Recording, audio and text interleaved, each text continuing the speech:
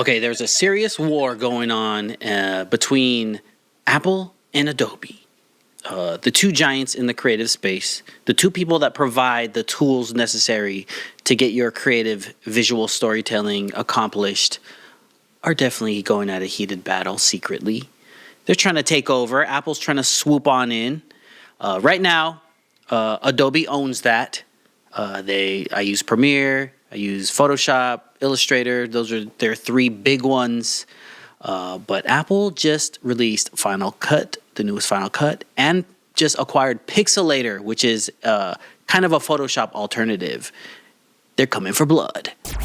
Is going to be seriously a competitor to Adobe in a lot of ways, and mainly because right now people are flocking in droves away from Adobe. This has been a terrible year for Adobe. It has been tragic, absolutely horrific to watch the past year of Adobe's PR announcements.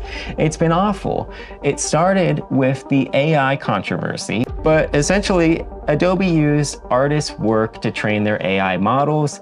People got really fed up about it. People were very disappointed in the company. They made a lot of mistakes along the way, and they've been trying to save face ever since. I bring this all up because as a result, people have not been wanting to use Adobe. They've been searching for alternatives. Isn't that the truth? Adobe has gradually gotten more and more pricey over the years. And that's what happens when someone kind of has a monopoly on a certain space.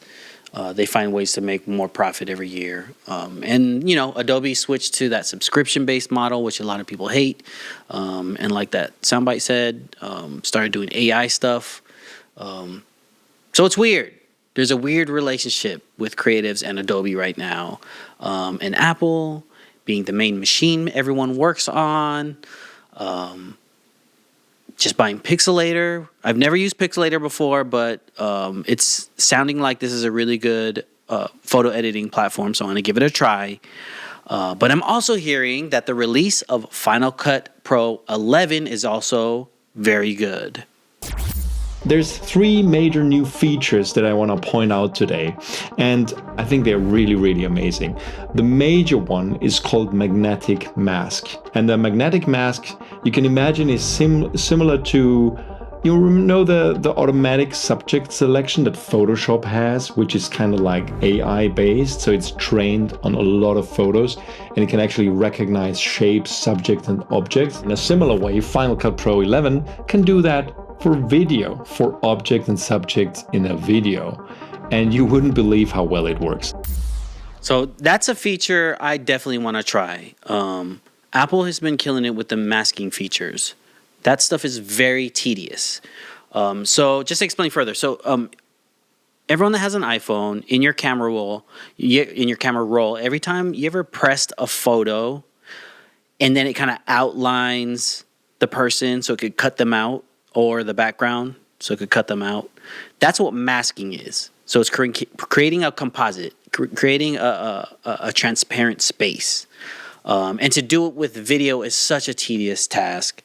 So with this new tool, it's going to cut down on that dramatically. Hours, days.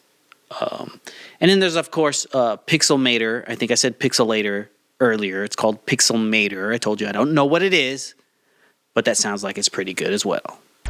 Apple just bought a new app, and this might just be the end of Adobe. Let's talk about this.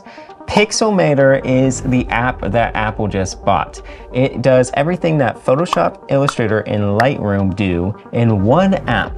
But more importantly, it is only 50 buckaroos. That's it, for life. One-time purchase, $50, compared to Adobe Creative Cloud Suite, which is like $50. Actually, I think it's $60 a month. Here's Adobe, $60 a month for a whole Creative Cloud. If you just want Lightroom and Photoshop, it's $20 a month. I'm trying to find Illustrator. Here's Illustrator, that's $23 a month. Again, after 2 months or 1 month, depending on what you buy, you could have already bought Pixelmator for your entire life.